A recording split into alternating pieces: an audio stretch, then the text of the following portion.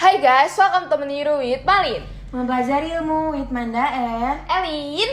Elin. Udah semangat banget nih kayaknya. Elin apa kabar nih? Baik dong Manda, Manda apa kabar? Aku baik alhamdulillah. Elin, kali ini kita bakal ngobrol-ngobrol bareng nih. Tapi sebelum itu kita kenalan dulu kali ya. Kamu duluan deh. Halo semua, perkenalkan kami anggota PMR Wirasman 20 Jakarta. Perkenalkan aku Evelyn Mary Josephine, bisa dipanggil Elin. Aku sama Naila Manda, bisa dipanggil Manda. Nah, kita kan udah kenalan nih. Jadi sekarang enak kalau mau ngobrol-ngobrol bareng. Elin, tau gak sih kali ini kita mau bahas apa? Bahas sate padang yang kemarin malam baru aku makan. Aduh, bukan itu di PC aja di PC. Siap-siap, ntar lanjutnya di PC ya. Iya. Nah, yang bener itu guys, kali ini kita mau membahas mengenai PMR nih. PMR atau Palang Merah Remaja yang merupakan suatu organisasi binaan dari Palang Merah Indonesia yang berpusat di sekolah-sekolah ataupun kelompok-kelompok warga. Nah, bener banget. Nah, PMR itu juga punya 7 prinsip loh, Lin, yaitu kemanusiaan, kesamaan, kenetralan, kemandirian, kesukarelaan, kesatuan, dan kesemestaan loh, Lin. Keren banget kan? Wih, keren banget nih prinsip-prinsipnya. Oh iya, PMR juga mempunyai pedoman nih yang disebut dengan Tribakti, antara lain meningkatkan keterampilan hidup sehat, berkarya dan berbakti pada masyarakat, sama mempererat persahabatan nasional dan internasional. Wih, keren. Kalau pendirinya kamu tahu nggak nih? Tahu dong, pendiri PMR adalah John Henry Dunant. Kamu tau gak sih Man, kalau misalnya di PMI atau Palang Merah Indonesia ada 3 simbol loh yang mempunyai arti yang berbeda-beda. Tahu, aku inget deh. Yang ada bulan sabit merah, terus ada palang. Iya, ada palang sama ada kristal merah kan. Tapi makna setiap simbolnya itu apa sih, Lin? Nah, aku kasih tahu ya. Jadi, makna dari simbol bulan sabit merah itu biasanya digunakan untuk negara-negara yang penduduknya bermayoritas agama muslim. Kalau kristal itu untuk lambang pengenal yang digunakan untuk melindungi orang-orang dari konflik bersenjata gitu, mah. Nah, kalau tanda palang sendiri itu merupakan tanda pengenal dan pelindung yang paling umum. Oh gitu ya, Lin. Iya, aku juga mau ngasih tahu nih. Kalau di PMR kita mendapat pelatihan tentang kepalang-merahan, pertolongan pertama, perawatan keluarga, pendidikan remaja sebaya, ayah siaga bencana, kepemimpinan, dan lain-lain, Lin. Nah iya, terus selain itu ya, ada juga wadah untuk anggota PMR nih yang disebut dengan Forpis atau Forum Palang Merah Remaja Indonesia. Kegiatannya tuh banyak banget, ada jumbara, latihan gabungan, dan lain-lain. Banyak banget gak sih Man pelatihan dan kegiatannya. Aku kayaknya harus siapin obat sakit kepala sih. Iya, Lin, siap siaga ya. Betul, nanti aku bentuk ESBL Lin Siaga Bencana. Keren gak? Keren gak? ESB. Ngomong-ngomong siaga bencana, salah satu pelatihan di PMR ada nih yang namanya ESB. ESB itu ya siaga bencana kan? Iya. Ya kayak bentuk kesiapsiagaan menghadapi bencana gitu. Yap, 2 juta rupiah. Nah, kesiapsiagaan ini dilakukan apabila upaya pencegahan dan mitigasi bencana telah dilaksanakan, Lin. Namun, bencana tidak dapat dielakkan untuk terjadi. Maka perlu upaya kesiapsiagaan. Kesiapsiagaan menghadapi bencana harus dilakukan untuk meminimalkan resiko bencana itu terjadi. ASB itu penting banget ya Man. Secara kan kita nggak tahu kapan bencana bakal terjadi, makanya kita harus selalu butuh persiapan. Iya, benar banget. Makanya ada banyak pengarahan untuk bencana-bencana itu, Lin. Kayak pas sebelum bencana, kita harus buat alarm bencana, bangunan tahan bencana, sama memberikan penyuluhan bagi masyarakat. Nah, selain itu ya Man, aku juga punya tips nih buat kamu dan yang lainnya. Kalau misal terjadi suatu bencana, kita itu nggak boleh panik guys.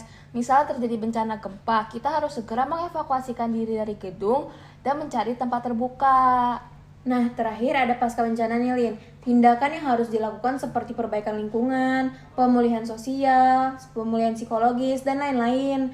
Nah, yang kita omongin dari tadi itu adalah tindakan pra, pas, dan pasca bencana, Lin. Nah, iya, selain itu ya, kalau misal habis terjadi bencana gitu, kamu suka lihat gak sih di TV-TV itu ada korban-korbannya, ada yang luka-luka, pendarahan, anggota tubuhnya harus diamputasi, bahkan gak sedikit yang makan korban jiwa, Man. Iya, Lin, kasihan banget gak sih? Makanya kalau sehabis bencana alam pasti di siaran TV banyak yang nampilin norek buat sumbangan sama tentang donor darah untuk korban pendarahan yang kayak kamu bilang tadi. Nah, iya, donor darah itu bermanfaat banget bagi keberlangsungan hidup orang lain, Man. Donor darah itu kan pemberian darah dari pendonor secara sukarela untuk maksud dan tujuan transfusi darah bagi orang lain yang membutuhkan. Ya, Lin, tapi nggak semua orang boleh donor darah tahu. Kayak orang yang umurnya kurang dari 17 tahun, memiliki tekanan darah tinggi, berat badan kurang dari 45 kg, mengidap hepatitis B dan hepatitis C, sama ibu hamil, itu semua nggak boleh donor darah. Jadi kita harus sehat lahir dan batin deh, Lin. Wah, nggak bisa sembarang orang emang ternyata. Iya, bener banget. Jadi menjaga kesehatan itu penting banget, terutama untuk para remaja kayak kita ini. Selain kesehatan fisik yang harus dijaga, kesehatan rohani juga penting banget loh untuk dijaga. Betul banget, Lin. Untuk menjaga kesehatan rohani, kita harus mengetahui apa sih potensi kita dan bagaimana cara mengembangkannya. Hal ini juga dipengaruhi dengan perubahan-perubahan dalam diri kita nih, Man.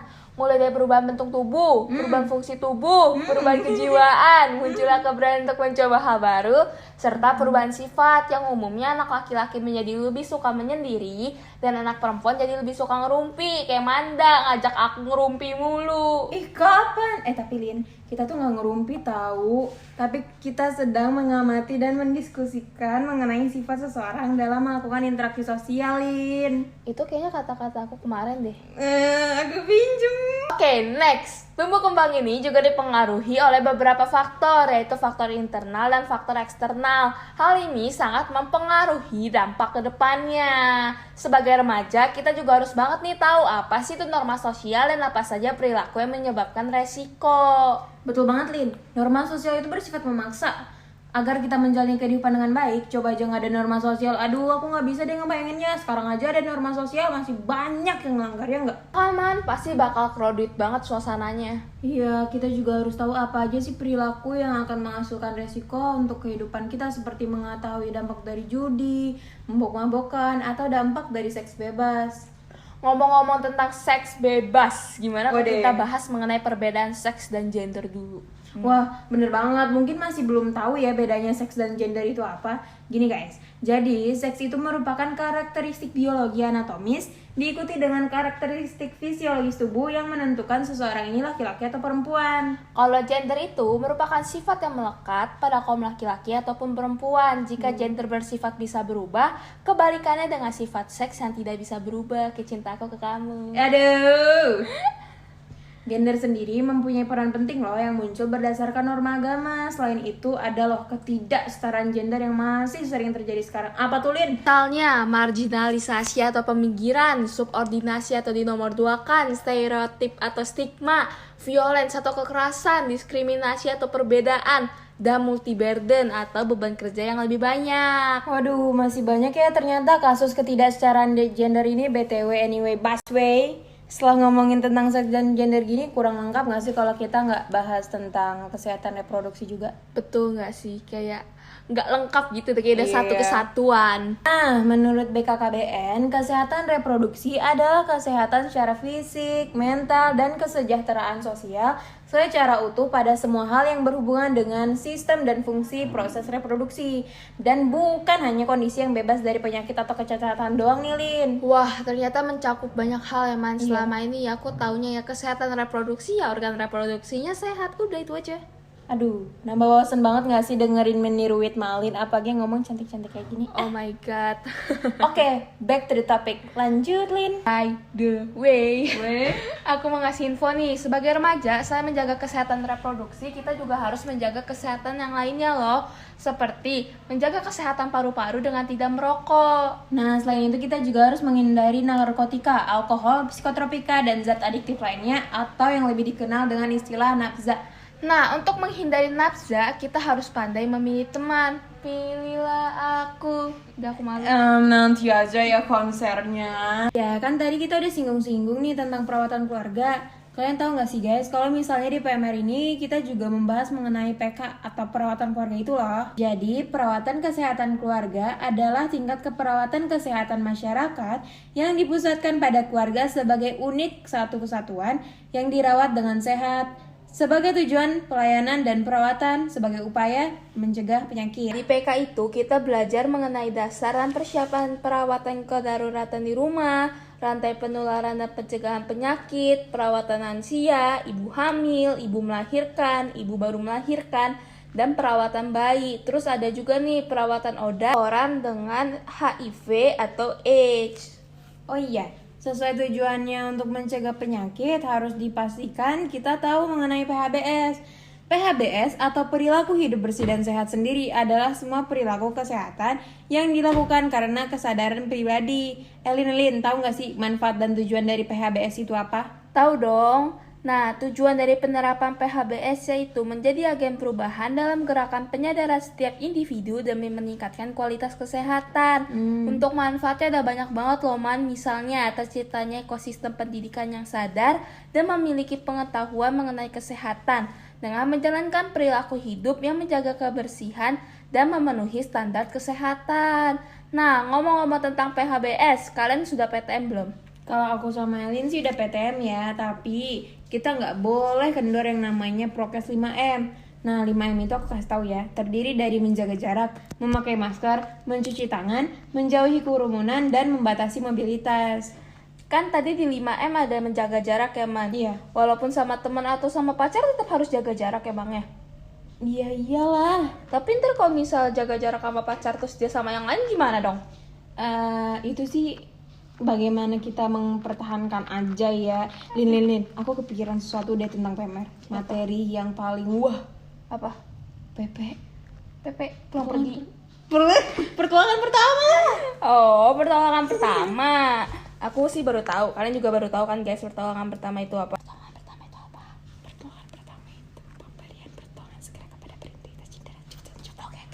Guys, pertolongan pertama adalah pemberian pertolongan segera kepada penderita cedera atau sakit yang memerlukan tindakan medis dasar. Nah, tindakan medis dasar adalah tindakan berdasarkan ilmu kedokteran yang umumnya dilakukan oleh penolong pertama. Manda tahu nggak sih, Man, sebelum melakukan pertolongan itu ya, penolong tuh harus melakukan penilaian keadaan terlebih dahulu, terus melakukan perkenalan diri, baru dia habis itu melakukan penilaian dini dan pemeriksaan fisik. Nah, iya, Lin. Bener banget. Nah, Manda, Apa. kalau misalnya pingsan itu terbagi atas dua, ada pingsan biasa dan pingsan panas. Nah, Aku yang tahu membedakannya itu cara penolongannya. Iya bener banget, aku tahu itu. Kamu Nah, tahu dari aku kan? iya aku tahu sendiri ya. Aku jelasin nih ya. Penanganan korban pingsan biasa itu kedua tungkai penderita cukup ditinggikan. Kemudian longgarkan pakaian di sekitar dada, terus copot aksesoris penderita, selimuti penderita dan jaga kondisi vital penderita tetap stabil. Nah, bedanya kalau pingsan karena panas sebenarnya sama aja ya tahap-tahapnya. Cuman pas penderita sadar itu harus dikasih larutan air garam 0,1% gitu. Jadi ada spesialnya gitu kayak martabak. Jujur Li sih, aku nggak suka martabak, aku sukanya dia. Dia nggak suka kamu. Ya, mimisan hati aku, Man. Ya, oh iya Lin. Kemarin tuh kan temen aku tuh mungkin lagi stres atau apa ya, dia ngirim 4 mimisan gitu, aku kaget. Jelasin dong Bu Guru, mimisan itu apa sih? Nah, mimisan itu kondisi di mana adanya pendarahan akut atau pecahnya pembuluh darah di hidung, di mana itu tuh terdapat dua anyaman pembuluh gitu, Man, di bagian depan dan belakang. Nah, cara penanganannya itu, Manda, itu tuh Sampai belibet kamu ya Bunda. Iya nih, maaf guys, terlalu excited. Nah, cara penanganannya itu kamu cukup condongkan kepala korban yang mengalami mimisan itu ke arah depan, bawah gitu. Jadi condongin ke bawah gitu. Habis itu tekan cuping hidungnya gitu, Man, sampai darahnya berhenti. Nah, setelah itu baru dikompres dengan kompresan es. Teman kamu ngelakuin itu enggak? Oh gitu ya. Aku nggak tahu sih dia ngelakuin itu atau enggak, tapi semoga dia ngelakuin cara yang benar. Makasih ya Amin. informasinya Ibu Elin. Nah, ini tuh penting banget tuh, Man, ngelakuin cara yang bener, karena walaupun mimisan dianggap sepele, tapi kita salah penanganannya, itu bahaya tahu. Iya bener banget. Oh ya Lin, ngomong-ngomong ya, materi pertolongan pertama masih banyak tau Lin, materi PMR juga masih banyak yang belum kita bahas.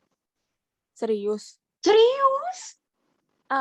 Tenggorokanku udah sakit, ngoceh terus. Ya.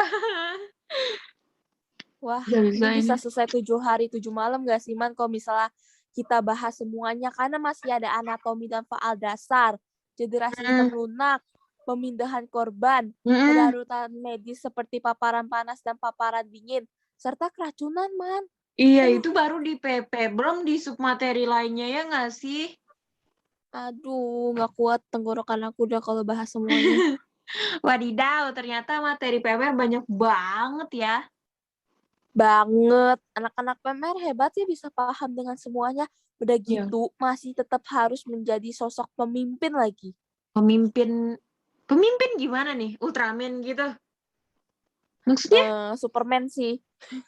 lebih ke Wonder Woman nggak sih? Enggak ya, udah ya, makin jauh. Udah, nggak usah bahas yang lain, nggak usah bahas yang lain.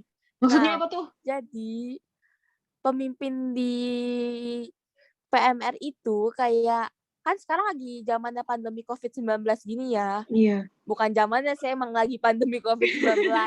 Nah, Zaman anak dong. PMR itu wajib banget untuk jadi pemimpin nih, Man, dalam penerapan PHBS, baik di rumah ataupun di sekolah. Karena kan materi yang diketahui sama anak PMR mengenai PHBS lebih banyak ya. Oh iya, Jadi, bener. harus bisa mempraktekannya dan jadi contoh gitu loh, Man, buat temen-temennya. Iya, aduh keren banget. Aduh sampai speechless aku, Lin. Ya ampun, merasa keren. Nggak gampang ya ternyata jadi anggota PMR, Lin. Hebat banget nggak sih bisa jadi contoh untuk para temen-temennya, Azik. Aduh, keren. Banget. Makanya aku tuh ngefans banget gitu loh sama kakak-kakak PMR. Aduh, Nah, makasih ya. untuk menerapkan PHBS ini ya, itu juga nggak wajib untuk anak PMR aja kok. Kalian juga wajib untuk menerapkan PHBS. Bener banget. Kita semua juga bisa. Kita juga bisa kok memutus rantai penyebaran COVID-19 hingga pandemi ini berakhir, ya kan? Ngomong-ngomong tentang Aduh, berakhir, aku nggak mau denger hubunganku nih. Nggak baru mau denger nih. berakhir. Nggak denger. Bercanda. Yang Ah, berakhir kayaknya pembicaraan ini deh. Nah, ya. segini dulu ya guys pembicaraan kita. Karena udah banyak banget materi yang kita dapet.